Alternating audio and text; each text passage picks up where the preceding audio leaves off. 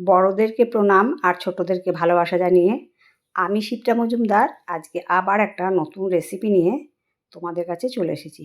আশা করি রেসিপিটা তোমাদের ভীষণ ভালো লাগবে। তাহলে দেখতে শুরু করো এখন থেকে। আজকে আমি তোমাদেরকে কি দেখাতে চলেছি দেখো বন্ধুরা, আমি এখানে বেশ কিছুটা পটল নিয়ে নিয়েছি। পটলগুলোকে ছুরির সাহায্যে এইভাবে ওপর থেকে খোসাটা মানে ছালটা ছাড়িয়ে দিতে হবে, চেঁচে নিতে হবে। দেখো এইভাবে ছালটা আমি চেঁচে নিচ্ছি। প্রত্যেকটা পটলকে আমি এইভাবে ছালটাকে চেঁচে নেব। তোমরা দেখে বুঝতে পারছো ঠিক এই রকম পর্যায়ে আমি প্রত্যেকটা পটলের ছাল কিন্তু চেঁচে নিয়েছি। এরপরে ছুরির সাহায্যে পটলের দুপাশ কেটে বাদ দিয়ে দিলাম। এরপরে একটা পিলার নিয়ে মাঝখান থেকে অল্প অল্প করে খোসা এরকম করে বাদ দিয়ে দেবো। পুরোটা ছাড়ানোর দরকার নেই, অল্প অল্প করে খোসা থাকবে। এইভাবে আমাকে প্রত্যেকটা পটলকে কেটে নিতে হবে। দেখো দুপাশ ছাড়িয়ে নিচ্ছি, তোমাদেরকে বোঝার সুবিধার্থে আমি আবার এরকম করে ছাড়িয়ে নিলাম। তোমরা দেখে বুঝতে পারছো ঠিক এই রকম পর্যায়ে প্রত্যেকটা পটলকে আমি খোসা ছাড়িয়ে ছাড়িয়ে কেটে নিচ্ছি।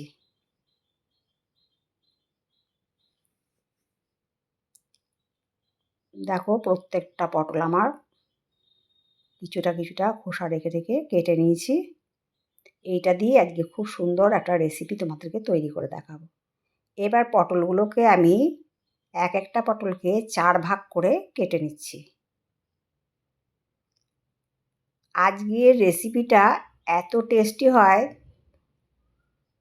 ভাত, রুটি, লুচি, পরোটা সমস্ত কিছুর সাথে কিন্তু দুর্দান্ত লাগে।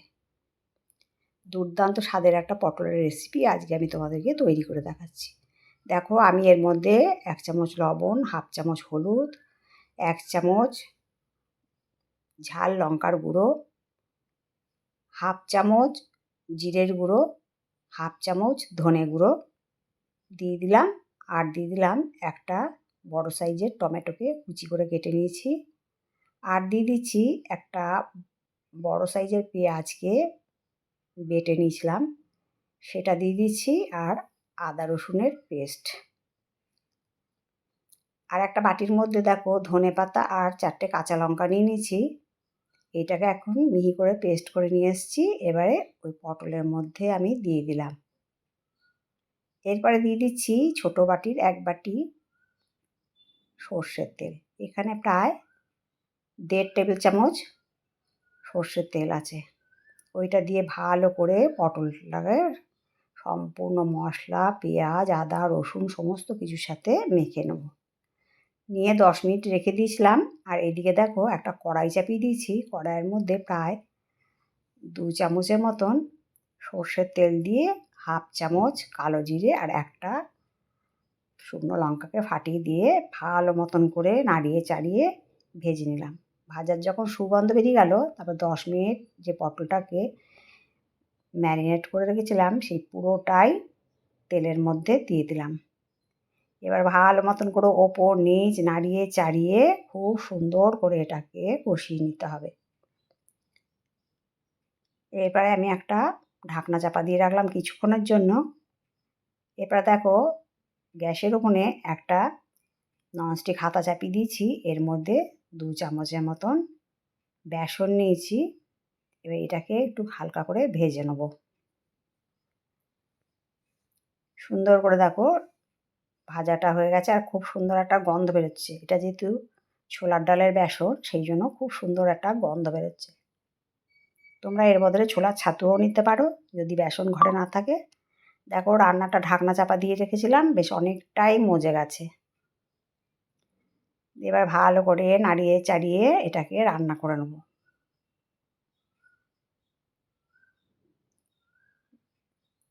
বেশ অনেকক্ষণ নাড়ি চাড়িয়ে নিয়ে আবার খানিকক্ষণ ঢাকনা চাপা দিয়ে রেখেছিলাম।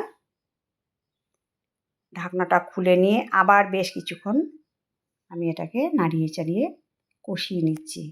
কষানোটা যত সুন্দর হবে রান্নাটা কিন্তু তত সুন্দর টেস্ট হবে। এরকম ভাজা করতে করতে বেশ কিছুটা হালকা তেল বেরিয়ে গেছে। আমি কিন্তু রান্নাটাতে খুব বেশি তেল দিইনি, তোমরা লক্ষ্য করেছো। অল্প তেল মশলা দিয়েই আজকে রান্নাটা আমি তৈরি করে নেব। আবার কিছুক্ষণ ঢাকনা চাপা দিয়ে রেখেছিলাম। ঢাকনা চাপা দিয়েই কিন্তু রান্নাটা করে নিতে হবে। রান্নাটার মধ্যে মানে জল দেব আর একটু পরে, তো খুব বেশি জল দেওয়ার প্রয়োজন নেই। এই ঢাকনা চাপা দিয়েই কিন্তু সমস্ত পটলটাকে আমাকে কষিয়ে নিতে হবে। যখন এরকম পর্যায়ে কষানোটা হলো, তারপরে ভেজে রাখা বেসনটা দিয়ে দিলাম। যেহেতু ছোলার বেসন, তাতে কিন্তু ভীষণ সুন্দর একটা গন্ধ আসছে। দিয়ে বেসনটা দিয়ে ভালো মতন করে আবার ওপর নিচ পটলটাকে নাড়িয়ে চাড়িয়ে মিশিয়ে নিচ্ছি। খুব ধীর হাতে এটা করতে হবে যেন পটলগুলো ভেঙে না যায়, সেই দিকটাও লক্ষ্য রাখতে হবে। যাই হোক বন্ধুরা, আজকের রেসিপিটা তোমাদের যদি ভালো লাগে তবে লাইক, শেয়ার, কমেন্ট আর সাবস্ক্রাইব করে আমার চ্যানেলের পাশে থেকো। আর যদি কোনো নতুন বন্ধু এসে থাকো, অবশ্যই বেল বাটনটা অন করে দিও, তাহলে সমস্ত নোটিফিকেশান তোমাদের কাছে পৌঁছে যাবে। আর আমার চ্যানেলে এরকম সুন্দর সুন্দর রেসিপি অনেক পাবে, তাই চ্যানেলটাকে যেন অবশ্যই একটুখানি ঘুরে যাওয়ার জন্য অনুরোধ রাখলাম। দেখো বেশ কিছুক্ষণ বেসনটা দেওয়ার পরে নাড়িয়ে চাড়িয়ে অনেকক্ষণ ধরে ভেজে নিয়েছি। এবার ওপর নিচ নাড়িয়ে চাড়িয়ে এটাকে আবার খানিকক্ষণ কষিয়ে নিচ্ছি। যাক বন্ধুরা, আমি এক হাতে ভিডিও করছি তাই একটু হয়তো নড়ে চড়ে যাচ্ছে, তাই তোমরা একটু ক্ষমা করে দিও। এরপরে যে প্লেটের মধ্যে পটলটা ভেজে রেখেছিলাম, সেই প্লেটের মধ্যে অল্প খানিক জল নিয়ে দিয়ে দিলাম। এইটুকু জল দিয়েই কিন্তু রান্নাটা খুব সুন্দর হয়ে যাবে। তাহলে বন্ধুরা দেখতে পাচ্ছ কত কম তেল মশলায় একটা ভীষণ সুন্দর দুর্দান্ত স্বাদের পটলের রেসিপি আজকে তোমাদেরকে আমি তৈরি করে দেখাচ্ছি। যারা পটল খেতে পছন্দ করো না, তারাও কিন্তু এরকমভাবে রান্না করে দিলে তারাও কিন্তু চেয়ে চেয়ে খাবে, আর আঙুল চেটেপুটেই খাবে। এই কথাটা আমি তোমাদেরকে দিলাম। বেশ কিছুক্ষণ ঢাকনা চাপা দেওয়ার পরে পটল থেকে বেশ কিছু জলও বেরিয়ে গেছে, আর দেখো কত সুন্দর পটলটা সেদ্ধ হয়ে গেছে। তোমাদেরকে খুন্তির সাহায্যে কেটে দেখিয়ে দিলাম। টমেটোগুলোও নরম হয়ে গেছে। যাই হোক, রান্নাটা যখন এইরকম পর্যায়ে হলো, তখন আমি এর মধ্যে স্বাদটাকে ব্যালেন্স করার জন্য 1 চামচ চিনি দিয়ে দিলাম।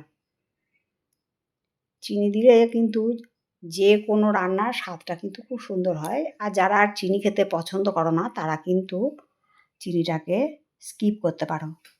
তোমরা লক্ষ্য করবে আমার কিন্তু প্রত্যেকটা রেসিপির মধ্যে আমি একটু চিনি দিই, মনে হয় যেন স্বাদটা ব্যালেন্স হয়। যাই হোক, আবার বেশ কিছুক্ষণ নাড়িয়ে চাড়িয়ে কষিয়ে নিয়ে তারপর আমি একটুখানি আমচুর পাউডার দিয়ে দিলাম। এই আমচুর পাউডারটা কিন্তু মাস্ট। এই আমচুর পাউডারটা দেওয়ার জন্য একটা টক টক ভাব হয়, পটলটা কিন্তু ভীষণ সুন্দর একটা টেস্টের হয়। প্রথমেই বলেছি রুটি লুচি পরোটার সাথে খেতে ভীষণ জমে যায়। বাড়ির আত্মীয় পরিজন আসলে পরেও তোমরা এটাকে কিন্তু রান্না করে দিতে পারো, তারা কিন্তু খেয়ে ভীষণ খুশি হবে। বাড়ির লোকজন তো খুশি হবেই। যাই হোক, রান্নাটা যখন এরকম পর্যায় পর্যন্ত হলো, তারপরে আমি এর মধ্যে কিছুটা কুচিয়ে রাখা ধনেপাতা দিয়ে দিলাম, আর দিয়ে দিচ্ছি বেশ কয়েকটা কাঁচা লঙ্কা। রান্নাটা একটুখানি ঝাল ঝাল হয়, খেতে কিন্তু ভীষণ ভালো লাগে। টক ঝাল মিষ্টি একটা পটলের রেসিপি আজকে আমি তোমাদেরকে তৈরি করে দেখাচ্ছি। এবার বেশ কিছুক্ষণ সময়ের জন্য ঢাকনা চাপা দিয়ে রাখলাম। ঢাকনাটা খুলে তোমাদেরকে দেখিয়ে দিচ্ছি। দেখো নাড়িয়ে চাড়িয়ে ধনেপাতাটাকে মিশিয়ে নিলাম, আর পটল থেকে কিন্তু বেশ কিছুটা জল কিন্তু আবার বেরিয়ে গেছে। এরকম ঢাকনা চাপা দিয়ে দিয়ে রান্নাটা করবে, আর খুব সহজে সেদ্ধও হয়ে যাবে আর খেতেও ভীষণ ভালো লাগে। যাই হোক, ঢাকনা চাপা দিয়ে রান্নাটা সম্পূর্ণটা করে নিলাম। এবার কিন্তু আমি গ্যাসের নবটা অফ করে দিয়েছি, স্ট্যান্ডিং টাইমে রেখে দিয়েছিলাম। দেখো কত সুন্দর দেখতে লাগছে। এরপরে আমি একটা প্লেটের মধ্যে সার্ভ করে নিচ্ছি। তাহলে বন্ধুরা, তোমাদের কাছে রিকোয়েস্ট করলাম তোমরা যেন অবশ্যই একবার এইভাবে পটলটাকে রান্না করে খেও। দুর্দান্ত স্বাদের একটা পটল রেসিপি আজকে আমি তোমাদের কাছে শেয়ার করলাম। আর তোমাদের সুন্দর সুন্দর কমেন্টসের মাধ্যমে জানিও আজকের রেসিপিটা তোমাদের কেমন লাগলো। আর এখন তো প্রচুর পরিমাণে বাজারে পটল উঠে গেছে। তা পটল দিয়ে নানা রকমের রেসিপি আমরা তৈরি করে নিই। তা তারই মধ্যে এই একটা রেসিপি আজকে আমি তোমাদেরকে তৈরি করে দেখালাম। আর তোমাদের সুন্দর, সুন্দর কমেন্টস পেলে আমি কিন্তু অন্য একটা রেসিপি তৈরি করতে অনেক উৎসাহ পাই। আর আমার যত কাছের দূরের বন্ধুরা আছো তোমরা আমার প্রাণ ভরা ভালোবাসা নিও। দেখো কত সুন্দর দেখতে লাগছে। তোমরা দেখেই টেস্টটা মালুম করতে পারছো যে কতটা টেস্টি হয়েছে। যাই হোক আজকে আমি এই পর্যন্ত রাখি। অন্য কোনো দিন অন্য কোনো রেসিপিতে আবার দেখা হবে, কেমন? টাটা।